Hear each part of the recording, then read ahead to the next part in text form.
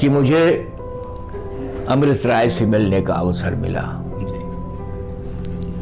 मैं सूर्यकांत त्रिपाठी निराला से मिला। 1959 में, जी हाँ, 55, 57, 58 में, 1958 में हमारे एक आचार्य थे डॉक्टर भोलानाथ भ्रमर।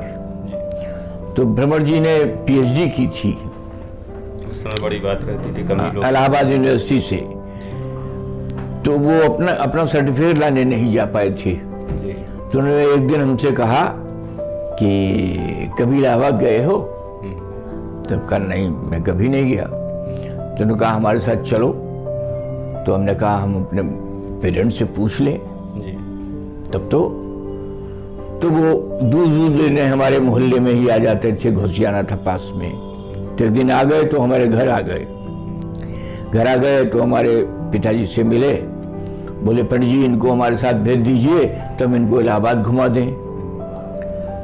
तो हमारे पिता ने कहा भैया हमें पेंशन मिल जाए तो किराया भाड़ा, तो पेंशन मिल जाए तो किराया भाड़ा। कह नहीं, इसकी कोई जरूरत नहीं है, ये सब हम कर लेंगे, बस इनको परमिशन दे दीजिए, हमारे बड़े प्रिय शिष्य हैं। तो उन्होंने आदेश दिया तो हम गए। तो इलाहाबाद में सबसे पहले निराला जी के ही पास गए। तो वो लेटे हुए थे, चटाई बिछाए हुए थे, लेटे थे, रजाई ओढ़े। उनके लड़के वहीं पर खड़े थे। उनका नाम था रामकृष्ण नाम था उनका। तो वो सामने खड़े थे, संगीत में कुछ अभिरुचि थी उनकी। तो उन्होंने कहा आप लोग कहाँ से आए हैं, बताया। तो उन्होंने आवाज को सुनी तो अपना मुंह खोला। तो मैंने देखा कि जैसे एक शेर, लाल बिल्कुल सुर्ख गोरा मुंह का, और दाढ़ी रखे हुए, मूछें रखे हुए, आंख खोली, इतनी बड़ी आंख, उठ करके बैठे तो लगे जैसे बड़े विराट भुजाएं। बैठे, फिर पूछे कहाँ से आए हो? तो तुरंत भ्रमर जी ने कहा आपने मुझे पहचाना नहीं, मैं आपके पास कई बार आया हूँ। तो उन्होंने कहा नहीं, तुम्हें तो कुछ पहचान रहे हैं। तो कहने कि ये हमारे छात्र हैं, इनकी बड़ी इच्छा थी मिलने की। आए तो उन्होंने कहा, तब हमारे पास कोई कविता नहीं थी। अच्छा। एक कविता हमने लिखी थी, सुबह माँ तेरा शुभ वरदान रहे, कुछ अपना। अब वो कविता हमारे पास से गुम हो गई। बाल दिवस है, इस प्रकार की कोई अब कविता जो भावी पीढ़ी के लिए कुछ दो पंक्तियां आप अपनी। देखिए बच्चों के लिए तो मैंने कोई कविता नहीं लिखी, प्रेरणा देने के लिए जो भी मैंने, हमारे तमाम ऐसे कवि थे जो बच्चों के लिए कविता लिखते थे।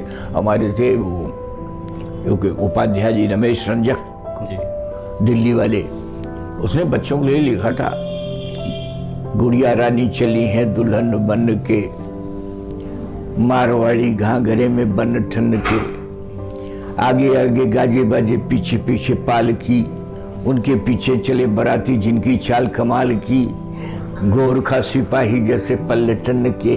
तो उनको अच्छा तो बहुत लगता था। लेकिन हमने कभी इस पर प्रयास नहीं किया, बाल साहित्य पर कभी नहीं लिखा। अच्छा, आप बाबूजी, आप अपनी पसंदीदा जो आप अपनी सर्वश्रेष्ठ रचना या चार पंक्तियां कुछ जो कि आप हमारे दर्शकों को कुछ सुनाना चाहें तो। एक चार पंक्तियां, एक मुक्तक सुन लीजिए, छोटा सा। तुम्हारे रंग में, तुम्हारे रंग में उतरा हुआ हूँ, कहीं धुंधला कहीं निखरा हुआ हूँ। यानी कोई अलग नहीं है, हम सब आपस में एक ही हैं। तुम्हारे रंग में उतरा हुआ हूँ, कहीं धुंधला कहीं निखरा हुआ हूँ। न तुम हो तुम ये मैं ही तो अकेला, हजारों रूप में बिखरा हुआ हूँ। ये यानी हम सब, चाहे मैं हूँ आप हूँ और लोगों सब एक हैं, प्रभावित भी एक दूसरे से ही होते हैं। हाँ, दूसरे के दुख सुख हाँ। में और तो बिना संदेश के कविता नहीं है। कविता में संदेश होना चाहिए। जी बस। दुनिया के सिरमौर रतन सा अपना भारत देश,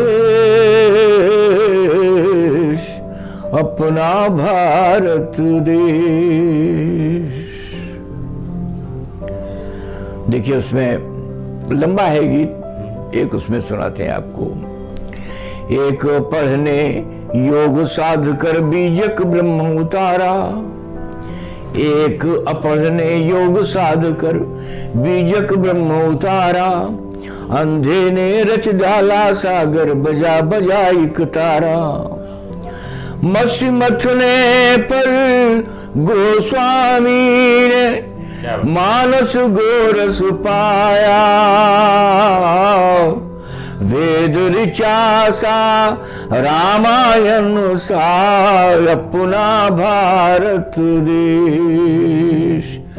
दुनिया के सिरमौर रतन सा अपना भारत देश रे भाई, अपना भारत देश, अपना भारत देश। कैसे कई चरणों का गीत है ये। तो इसको मैंने बहुत पढ़ा है, बहुत पारायण किया इसका। अच्छा, मेरे गीत के बाद सोम ठाकुर का है कि अपने भारत की माटी है चंदन और अबीर। बहुत प्रभावित हुए थे इस गीत से। प्रेरणा। हाँ, हम हो गए थे बनारस DLW कवि सम्मेलन में।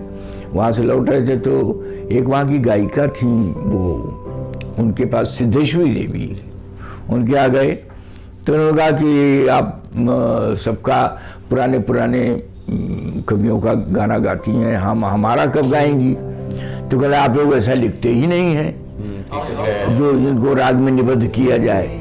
तो उन्होंने एक कविता लिखी थी, बड़ी देर पिया बैरी सवेरे में, खन के बार बार कंगना अंधेरे में। तो हमको सुनाया, मंच पर भी सुनाते थे। तो उन्होंने कहा भाई फूहर लिखे हुआ है। तो